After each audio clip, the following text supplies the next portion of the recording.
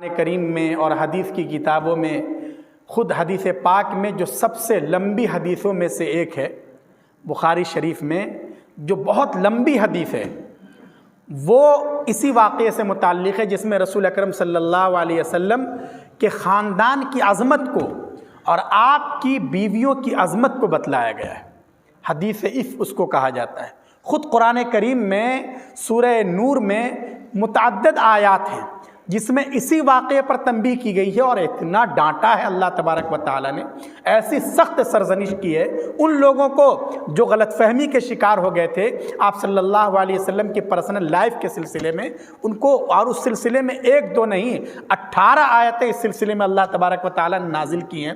تو ظاہر ہے کہ جس میں قرآن کریم نے اتنی ڈیٹیل سے بات کی ہو، جس میں حدیث پاک میں اتنی لمبی لمبی حدیثیں ہوں، اس موضوع پر تھوڑے سے وقت میں تو بہت زیادہ تفصیل کے ساتھ گفتگو نہیں ہو سکتی، اس لیے صرف اشارے ہو سکتے ہیں۔ ہمیں یہ بھی سمجھنے کی ضرورت ہے کہ رسول اکرم صلی اللہ علیہ وسلم جو ہیں وہ دوسرے پیغمبروں سے کئی اعتبار سے مختلف ہیں۔ دوسرے جو انبیاء کرام آئے وہ اپنے خاص وقت کے لیے آئے، اس خاص قوم کے مزاج اور اس کی جو سماجی پرمپرائیں ہیں ان کے مطابق آئے۔ حضرت موسیٰ علیہ السلام کا خاص مزاج ہے، حضرت عیسیٰ علیہ السلام کا خاص مزاج ہے، ان کی زندگی میں ہر پہلو نہیں ہے، اس لیے کہ ان کو تھوڑے ٹائم کے لیے بھیجا گیا تھا اور خاص طبقے کے لیے بھیجا گیا تھا۔ رسول اکرم صلی اللہ علیہ وسلم کی رسالت یہ رہتی دنیا تک کے لیے اور سماج کے ہر طبقے کے لیے ہے، ہر ایک کے آپ پیغمبر ہیں، اس لیے ہر ایک کے لیے آئیڈیل اور نمونہ آپ صلی اللہ علیہ وسلم کی ذات گرامی۔ لہذا صرف یہ نہیں، آپ نے صرف یہ نہیں بتلایا کہ نماز کیسے پڑھنی ہے اور راتوں کو اللہ کے سامنے کیسے رونا ہے، آپ نے صرف یہ نہیں بتلایا کہ قرآن کریم کی آیات کا مطلب کیسے لوگوں کو بتلانا ہے، یا آپ نے صرف طلبہ تیار نہیں کیے، آپ نے صرف قوموں کو دعوت دینے کے لیے صرف جو ہے مبلغین کی ٹیم نہیں بھیجی، بلکہ آپ نے جو ایک عام زندگی ہوتی ہے، سماجی زندگی، پڑوسیوں کے ساتھ ہمارا بیوہار کیسا ہونا چاہیے، ہمیں گاؤں میں اور سماج میں رہنا ہے تو ہمیں کس طرح رہنا ہے، بلکہ خود اپنے گھر میں اپنے بیوی بچوں کے ساتھ ہمارا معاملہ کیا ہونا چاہیے، اس کو بھی آپ صلی اللہ علیہ وسلم نے برت کے دکھلایا ہے لوگوں کو، تاکہ کل کو کوئی یہ نہ کہہ سکے کہ اس سلسلے میں تو آپ صلی اللہ علیہ وسلم کی زندگی میں ہمارے لیے رہنمائی نہیں ہے، بلکہ اگر وہ کمانڈر ہے تو، اگر وہ بزنس مین ہے تو، یا یہ کہ گاؤں کا پردھان ہے، یا یہ کہ MLA ہے، وزیر ہے، منسٹر ہے،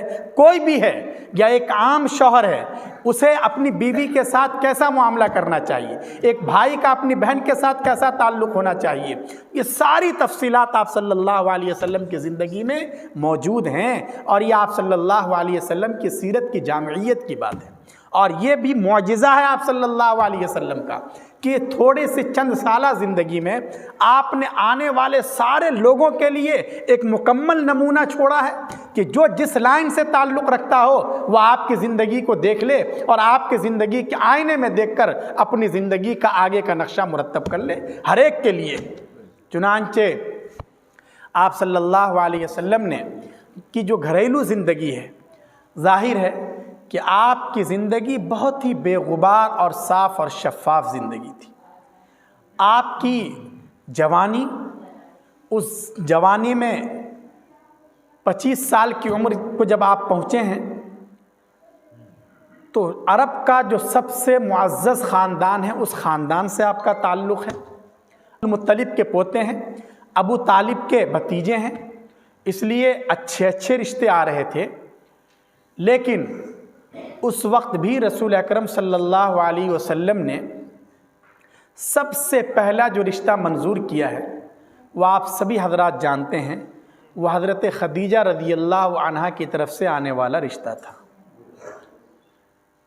حالانکہ آپ صلی اللہ علیہ وسلم کی عمر 25 سال کی ہے، 25 سال میں انسان کڑیل جوان ہوتا ہے، جوانی کے تقاضے ہوتے ہیں، اور خاص کر عرب کا جو ماحول ہے اس ماحول میں یہ تقاضے کچھ زیادہ ہی ہوتے ہیں، پھر بھی آپ کی زندگی بالکل بے غبار اور بے داغ تھی، کسی کے اندر یہ ہمت نہیں تھی کہ آپ کی زندگی کے بارے میں انگلی اٹھا سکے، اور اس 25 سال کی عمر میں جو نکاح کا پیغام حضرت خدیجہ کی طرف سے آ رہا ہے، حضرت خدیجہ 25 سال کی نہیں ہے۔ ہمارے یہاں تو اگر 25 سال کے جوان لڑکے کے لیے اگر 25 سالہ لڑکی کی طرف سے رشتہ آ جائے تو منع کر دیتے ہیں کہ دونوں کی عمر برابر ہے۔ ایسا نہیں ہونا چاہیے، لڑکی کی عمر کم از کم 2-4 سال تو کم ہو، وہ لڑکی بھی بالکل ایک دم یعنی عمر دراز ہو گئی ہے کہہ کر لوگ آنکھ بند کر لیتے ہیں۔ اور یہاں عمر میں برابری ہی نہیں ہے، بلکہ حضرت خدیجہ رضی اللہ عنہا آپ صلی اللہ علیہ وسلم سے عمر میں 15 سال بڑی ہیں۔ کتنا فرق ہے عمر میں؟ 15 سال کا فرق ہے۔ اور ایسا بھی نہیں کہ وہ کوئی جوان دوشیزہ ہوں، کنواری ہوں، ظاہر ہے کہ وہ اپنے خاندان کی بہت ہی معزز اور مہذب خاتون تھیں، جوانی میں ان کا بھی نکاح ہو چکا تھا، لیکن ان کے شوہر انتقال کر چکے تھے، وہ بیوہ تھی۔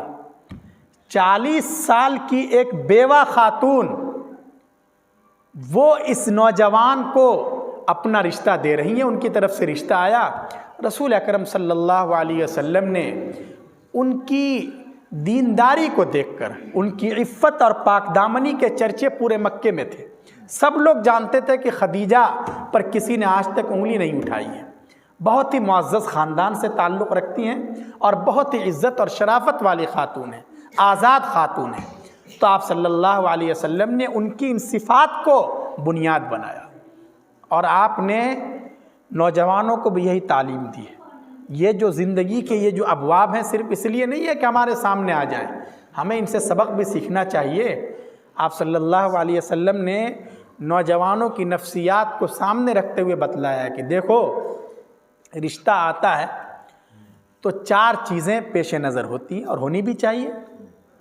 ایک تو یہ ہے کہ لڑکی کے حسن و جمال کو دیکھا جاتا ہے کہ وہ لڑکی کم از کم سینکڑوں میں ایک ہو، دیکھنے میں خوبصورت ہو، نوجوان انہی چیزوں کو تو دیکھتا ہے۔ اور اسی طرح کبھی اس کے حسب نسب کو دیکھا جاتا ہے کہ گاؤں میں سماجی اعتبار سے اس کی کیا حیثیت ہے، اس کا خاندان کیسا ہے، بڑے خاندان سے اس کا تعلق ہے، اس کو بھی دیکھا جاتا ہے۔ اور کبھی اس کو بھی دیکھا جاتا ہے کہ یہ اگر گھر میں آ گئی تو اس کے ذریعے اچھا خاصا مال آ جائے گا، یا آپ صلی اللہ علیہ وسلم ارشاد فرما رہے ہیں، میں حدیث کا مفہوم بتلا رہا ہوں، اس کو بھی دیکھا جاتا ہے۔ بڑے باپ کی بیٹی ہے، اکلوتی ہے، اور باپ جو ہے کروڑوں کی دولت کا مالک ہے، کوئی آگے پیچھے ہے نہیں، اگر یہ بیوی بن کر اور دلہن بن کر ہمارے گھر میں آ گئی تو ہم بھی مالدار ہو جائیں گے، کبھی یہ بھی ہوتا ہے۔ یا اس کا باپ ایسا جس کا مزاج خوب ہے دینے کا بیٹیوں کو، اس لیے کم از کم 2-4 گاڑیاں دے دے گا اور اچھا خاصا سونا چاندی یہ سب ساری چیزیں آ جائیں گی۔ تو کبھی آدمی مال کو بھی بنیاد بنا کے نکاح کرتا ہے۔ کتنی چیزیں ہو گئی؟ 3 چیزیں ہو گئی۔ چوتھی چیز آپ صلی اللہ علیہ وسلم نے فرمایا کہ کبھی دینداری اور اخلاق کو بنیاد بنایا جاتا ہے کہ لڑکی کے اندر چاہے کچھ بھی ہو، چاہے وہ ممکن ہے دیکھنے میں بہت خوبصورت نہ ہو، لیکن اس کے اندر حیا ہے، اس کے اندر پاک دامنی ہے، وقت پر نماز پڑھتی ہے، اس کی زبان قینچی کی طرح نہیں چلتی، جب وہ گھر سے نکلتی ہے پردے کے ساتھ نکلتی ہے، اگر وہ کسی ضرورت سے اکبر آباد جاتی ہے تب بھی اس کی نگاہیں نیچی رہتی ہیں، تو اس کی دینداری کو بھی بنیاد بنایا جاتا ہے۔ رسول اکرم صلی اللہ علیہ وسلم نے ارشاد فرمایا کہ نوجوانوں، تمہیں جب شادی کا مرحلہ آئے تو تم دینداری کو بنیاد بنایا کرو۔ یہ مطلب نہیں ہے کہ تم خوبصورتی کو مت دیکھو، خاندان کو مت دیکھو، ٹھیک ہے دیکھو، اچھی طرح تسلی کر لو، لیکن تمہیں بنیاد جس چیز کو بنانا چاہیے وہ اس لڑکی کی تعلیم، اس کے اخلاق، اس کی حیا، اس کی پاک دامنی اور اس کے اندر جو نیکی کی صفات ہیں ان کو بنیاد بناؤ۔ فاظفر بذات الدین، تمہیں اسی کو بنیاد بنانا چاہیے، کیونکہ دوسری چیزیں تو ختم ہو جاتی ہیں۔ تو بہرحال آپ صلی اللہ علیہ وسلم نے اپنے عمل سے بھی اس کو ثابت کیا، اور آپ نے جو پہلا نکاح کیا ہے وہ حضرت خدیجہ رضی اللہ عنہا سے کیا ہے، جو آپ سے عمر میں 15 سال بڑی تھیں۔ آپ کی عمر 25 سال ہے اور ان کی عمر اس وقت 40 سال ہے۔ اور کمال تو یہ ہے کہ ایسا بھی نہیں کبھی آدمی بیوہ سے نکاح کر لے لیکن پھر اس کو نبھانا بہت مشکل ہوتا ہے۔ ایسا ہوتا ہے نا، ہم لوگ سماج میں دیکھتے ہیں کہ کوئی کسی پر رحم کھا کر کہ یہ یتیم بچی ہے، چلو اسی کو اپنی بیوی بنا کر لے آؤ، یا یہ کس کا شوہر مر گیا میں اسی سے نکاح کر لوں گا۔ اس وقت تو رحم کھا کر لے آتے ہیں لیکن پھر بعد میں نباہ نہیں کر پاتے. چھوٹی چھوٹی بات پر تانا دینا کہ میں نے تو تم کو بسا لیا ورنہ میرے لیے تو 10 لڑکیاں تیار تھیں. اس طرح کی چیزیں یہاں ایسی کوئی بات دور دور تک نہیں ہے. 65 سال کی عمر میں ان کا انتقال ہوا حضرت خدیجہ کا. اس وقت تک دوسرا کوئی نکاح فرمایا ہی نہیں آپ. جب تک وہ حیات سے تھی آپ کی پوری زندگی انہی کے ساتھ گزری. آپ اسی سے اندازہ لگا سکتے ہیں کہ یہ جو لوگ کہتے ہیں کہ آپ کو اس طرح کی چیزوں سے بہت رغبت تھی اور لوگ جو اشکالات کرتے ہیں وہ بالکل ان میں کوئی جان ہی نہیں ہے. اگر ایسا ہی ہوتا تو آدمی 25 سال کی عمر میں کسی کنواری لڑکی سے نکاح کرتا, اور اگر کر بھی لیا تو اس کے ساتھ بعد میں بہت سے مواقع تھے. لیکن رسول اکرم صلی اللہ علیہ وسلم کا جو نکاح ہوتا ہے وہ حضرت خدیجہ رضی اللہ عنہا سے ہوتا ہے.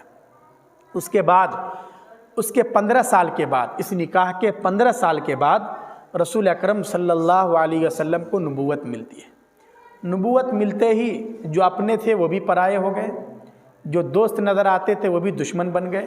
مکہ کی سرزمین آپ کے لیے تنگ ہو گئی. لیکن حضرت خدیجہ رضی اللہ عنہا نے بھی وفا شعار بیوی کا حق ادا کر دیا, بہت زیادہ اپنائیت کا ثبوت دیا. اور اللہ تبارک و تعالیٰ کو بھی حضرت خدیجہ کی یہ ادا اتنی پسند آئی کہ جبریل امین نے اللہ تعالیٰ کی طرف سے حضرت خدیجہ کو سلام کہلوایا. اللہ نے ان کو اتنا اونچا مقام عطا کیا تھا. آپ کی جتنی اولاد ہوئیں حضرت فاطمہ وغیرہ یہ سب حضرت خدیجہ رضی اللہ عنہا کے بطن سے ہیں, حضرت ابراہیم کے علاوہ. اور اس کے بعد بھی نبوت کے بعد تو مکہ میں آپ کو بڑی پریشانیوں کا اور کٹھنائیوں کا سامنا کرنا پڑا. زندگی گزارنا دوبھر ہو گیا تھا. آپ کو شیب ابی طالب میں جو ایک گھاٹی تھی وہاں بھی رہنا پڑا. حضرت خدیجہ رضی اللہ عنہا نے ہر جگہ آپ کا ساتھ دیا. وہ مالدار خاتون تھی, اپنی ساری دولت انہوں نے آپ کے قدموں میں نچھاور کر دی اور آپ کے لیے اپنی زندگی کو وقف کر دیا. ہمیشہ آپ کو خوش رکھنے کی کوشش کرتی.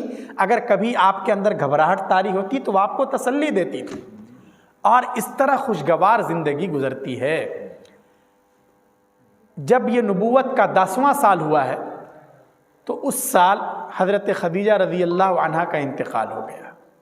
آپ صلی اللہ علیہ وسلم پہ اس کا بہت گہرا اثر پڑا.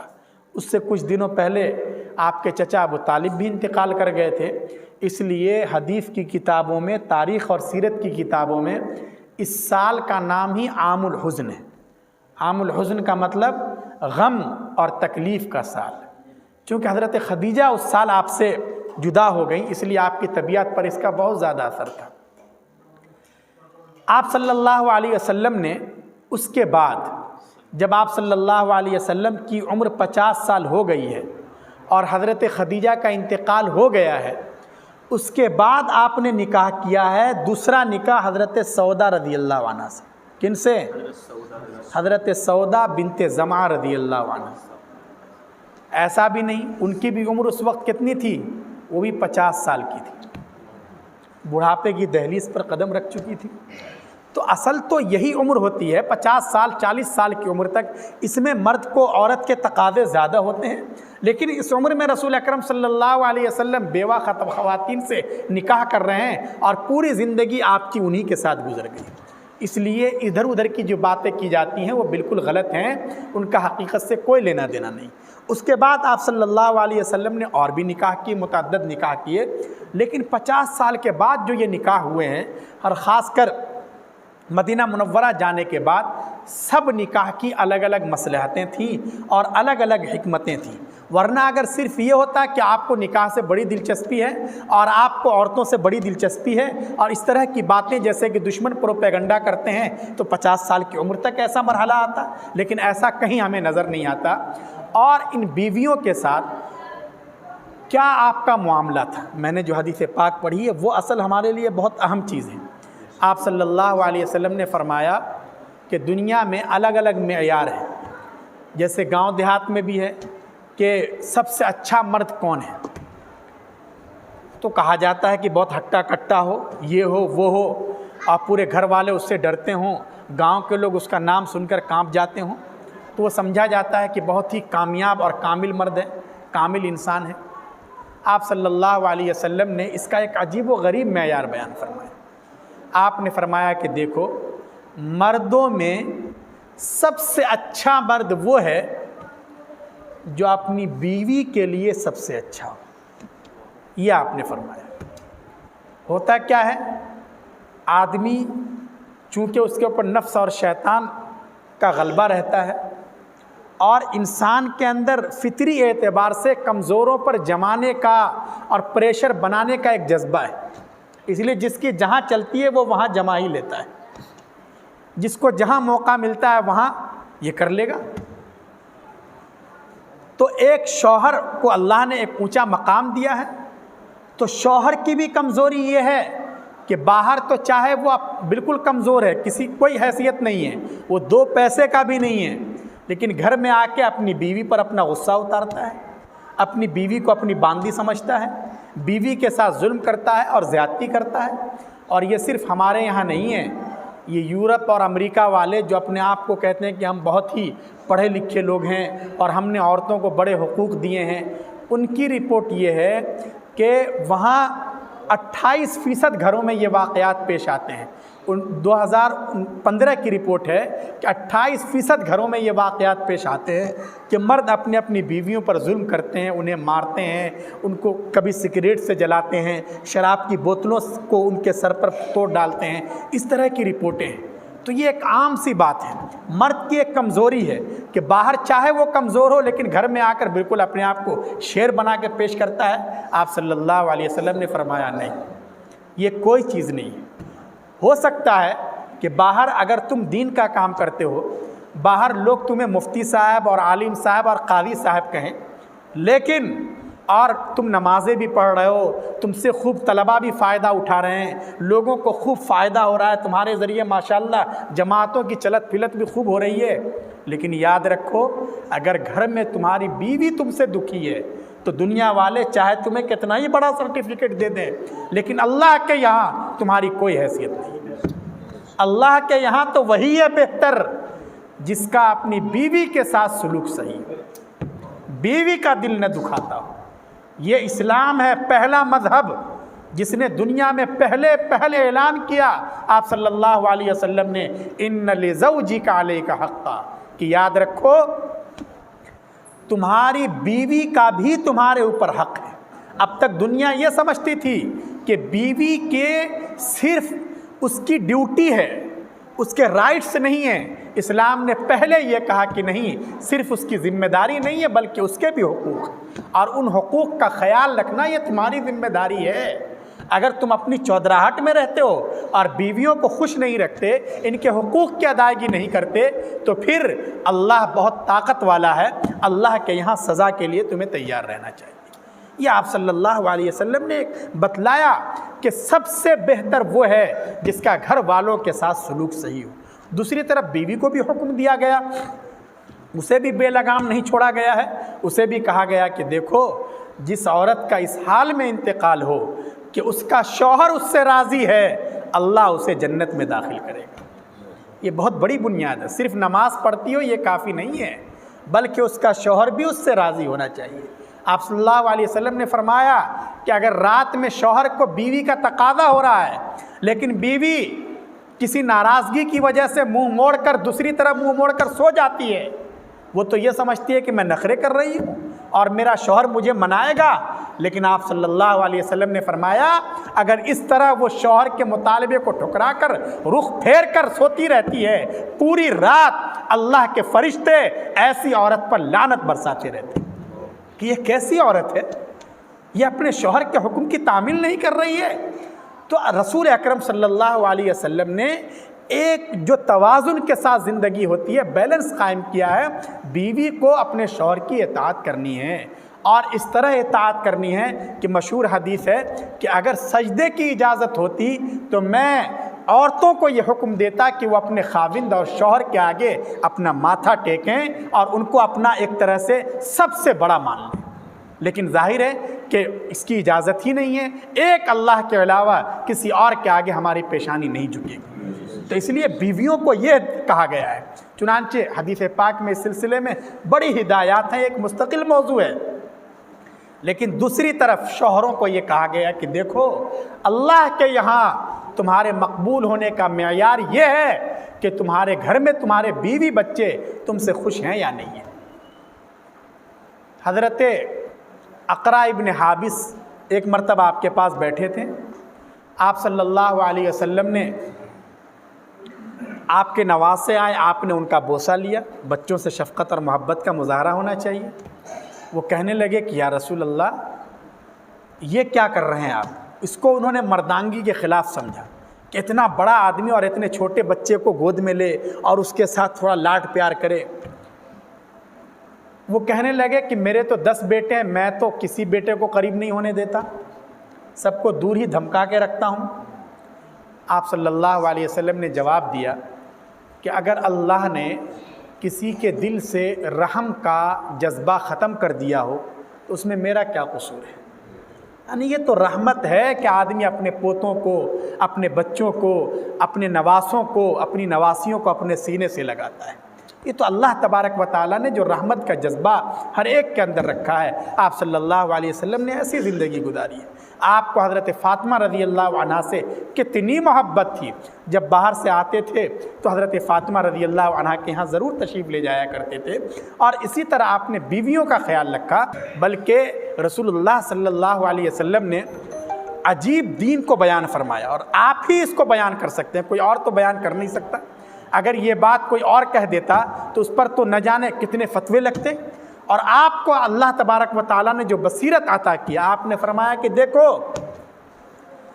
بیویوں کے ساتھ خوش اخلاقی سے پیش آنا یہ بھی دین ہے، حتیٰ کہ اگر تم ایک لقمہ اٹھا کر محبت کے ساتھ اپنی بیوی کے منہ میں ڈال دو یہ بھی صدقہ ہے، یہ بھی عبادت ہے۔ عبادت صرف یہ نہیں ہے کہ نماز آ کر پڑھ لی، قرآن کریم کی تلاوت کر لی، نہیں، اپنی بیوی کو خوش رکھنا، اس کے منہ میں محبت کا ایک لقمہ ڈال دینا جس سے اس کا دل بڑا ہو جائے۔ اس لیے علماء نے لکھا ہے کہ اپنے گھر والوں کو خوش رکھنے کے جو طریقے ہیں ان طریقوں کو اپنانا چاہیے۔ رسول اللہ صلی اللہ علیہ وسلم کی جو گھریلو زندگی ہے آپ نے کتنا خیال رکھا، حضرت خدیجہ رضی اللہ عنہا سے آپ کو کتنی محبت تھی، اور اس محبت کا آپ نے واقعی حق ادا کر دیا۔ صرف یہ نہیں کہ جب تک وہ حیات سے تھی آپ نے کسی کو نکاح کا پیغام نہیں دیا، کبھی نکاح کے بارے میں نہیں سوچا، یہ حضرت خدیجہ رضی اللہ عنہا کے ساتھ محبت اور تعلق کی بات تھی۔ اور اس کے بعد بھی جب وہ اس دنیا سے چل بسی ہیں تب بھی آپ نے ان کو فراموش نہیں کیا۔ یہ ہے اصل مرد، اصل ایسا مرد ہونا چاہیے کہ اس کے دل میں اپنی بیوی کی جو محبت ہے، یہ نہیں کہ اس کا انتقال ہو گیا یا یہ کہ کوئی اور بات پیش آ گئی تو فوراً دوسرے کے اوپر لٹو ہو گئے، نہیں، آپ صلی اللہ علیہ وسلم نے اس کا ثبوت پیش کیا۔ چنانچہ آپ ان کا بڑا ذکر خیر کرتے تھے۔ حضرت عائشہ رضی اللہ عنہا فرماتی ہیں کہ مجھے بس اسی سے کبھی کبھی چڑ ہو جاتی تھی کہ آپ صلی اللہ علیہ وسلم بہت تذکرہ کرتے تھے حضرت خدیجہ کا ان کے انتقال کے بعد بھی۔ میں نے کہا کہ وہ تو بڈھی تھی اور آپ ان کا اتنا تذکرہ کیوں کرتے ہیں؟ آپ صلی اللہ علیہ وسلم نے فرمایا کہ نہیں، انہوں نے اس وقت میری تصدیق کی جب لوگوں نے مجھے جھٹلایا، مکہ والے مان کر نہیں دے رہے تھے، لیکن وہ کھڑی ہو گئی اور آپ کے لیے وہ سینہ سپر ہو گئی، اور ان کی پوری محبت، پوری وفاداری آپ کے ساتھ تھی۔ اور آپ صلی اللہ علیہ وسلم نے فرمایا میرے بچے انہی کے بطن سے ہیں۔ چنانچہ آپ اتنا خیال رکھتے تھے کہ اگر کبھی جانور ذبح ہوتا تھا، بکری ذبح کی، تو ان کی جو پرانی سہیلیاں ہیں ان سہیلیوں کے یہاں آپ صلی اللہ علیہ وسلم گوشت بھیجوایا کرتے تھے۔ حضرت خدیجہ کی بہن ایک مرتبہ آ گئی تو آپ نے کہا مرحبا، آؤ آؤ، ان کے لیے آپ نے چادر بچھا دی، چونکہ یہ حضرت خدیجہ کی بہن ہے۔ اتنا خیال تھا کہ بیوی جن کا انتقال ہو چکا لیکن ان کی یادوں کا چراغ دل میں جل رہا ہے، اور آپ اتنا ان کا خیال رکھ رہے ہیں کہ جب جانور ذبح ہو رہا ہے تو گوشت ان کی سہیلیوں کے یہاں بھجوا رہے ہیں۔ یہ ماں باپ کے بھی حقوق میں سے اس کو علماء نے ذکر کیا ہے نا، بلکہ حدیث پاک میں بھی ہے کہ بھئی جن لوگوں، بچہ نیک اس وقت ہوتا ہے، بیٹا نیک کہلاتا ہے جب وہ اپنے باپ کے مرنے کے بعد بھی جن لوگوں کا باپ کے ساتھ تعلق تھا ان کے ساتھ اس تعلق کو نبھانے کی کوشش کرے۔ اسے یہ معلوم ہے کہ فلاں حاجی صاحب سے میرے والد صاحب کا بہت تعلق تھا، میرے والد صاحب انہیں چائے پلایا کرتے تھے، فلاں مسجد کے جو امام صاحب ہیں ان کو میرے والد صاحب مہینے میں ایک دن ضرور اپنے گھر بلا کر ان کی دعوت کیا کرتے تھے۔ تو بیٹے کو باپ کے ساتھ محبت کا تقاضا یہ ہے کہ وہ بھی اپنے بیٹے کی ان اچھی روایات کو زندہ رکھے، جو باپ سے ملنے والے ہیں ان کے پاس جائے، ان کے ساتھ بیٹھے، ان کے ساتھ حسن سلوک کرے۔ تو آپ صلی اللہ علیہ وسلم نے اپنی بیویوں کے سلسلے میں اس بات کو جاری رکھا، اور پھر دوسری ازواج بھی آئیں مدینہ منورہ میں، لیکن ان سب کے باوجود بھی آپ کے ایک ایک نکاح سے اتنی مصلحتیں ہیں۔ بعض نکاح تو آپ کے وہ ہیں جو آپ نے دشمن کی بیٹیوں کے ساتھ نکاح کیے، دشمن کی بیٹی ہیں، اس وقت جو پورے کفریہ طاقت کی کمانڈری کر رہے تھے ابو سفیان۔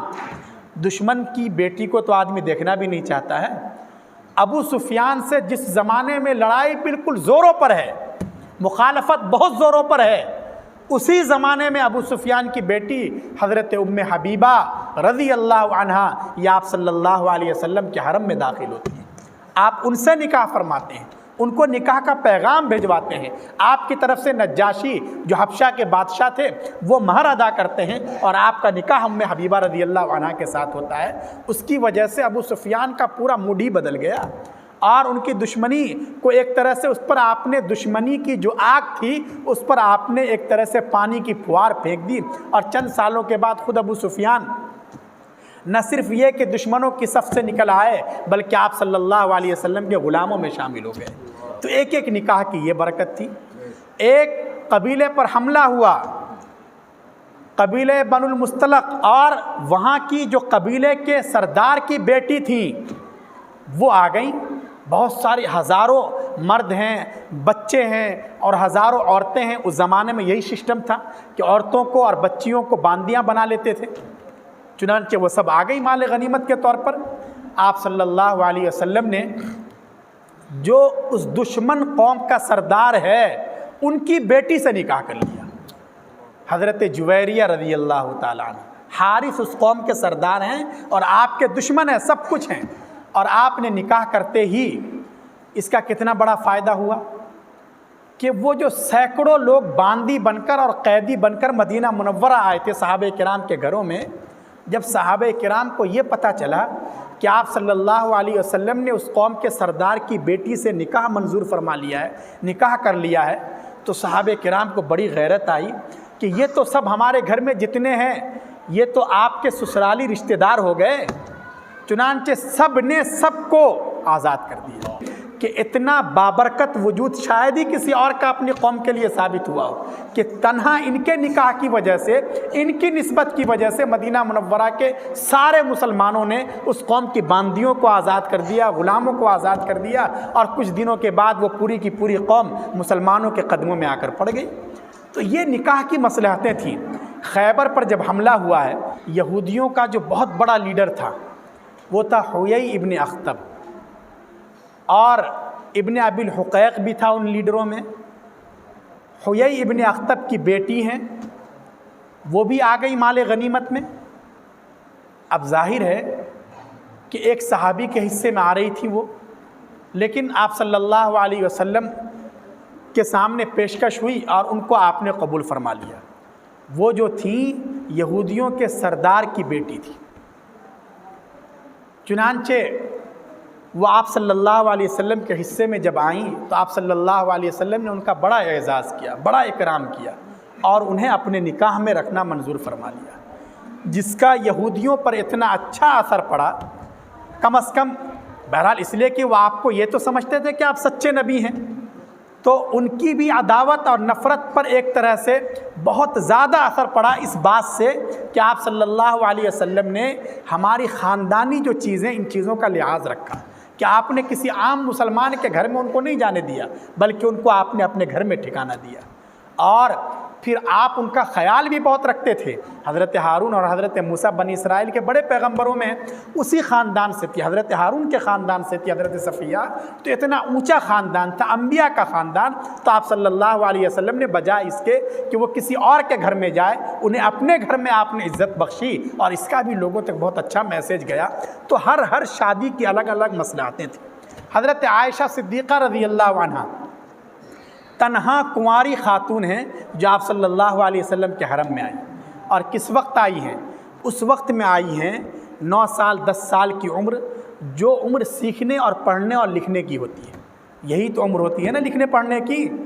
9 سال کی، 10 سال کی، 11 12 سال کی عمر۔ آپ صلی اللہ علیہ وسلم صرف مردوں کے پیغمبر نہیں تھے، مردوں کے لیے نہیں تھے، آپ عورتوں کے لیے بھی نبی بنا کر بھیجے گئے تھے۔ اس لیے اس بات کی ضرورت تھی کہ آپ کے گھر میں بھی ایسی خواتین آئیں جن کو اللہ نے ایسی صلاحیت دی ہو، وہ آپ سے دین کو سیکھیں، خواتین کے مسائل کو سیکھیں، اور پوری دنیا میں آپ کے اس پیغام کو عام کریں۔ چنانچہ آپ صلی اللہ علیہ وسلم نے حضرت عائشہ صدیقہ رضی اللہ عنہ سے نکاح کیا، اور ان کے ذریعے اللہ نے کتنا فیض عام کیا، اللہ نے ان کو اتنا علم عطا کیا۔ حضرت عائشہ رضی اللہ عنہ کو 2000 سے زیادہ حدیثیں تنہا حضرت عائشہ رضی اللہ عنہ روایت کرتی ہیں۔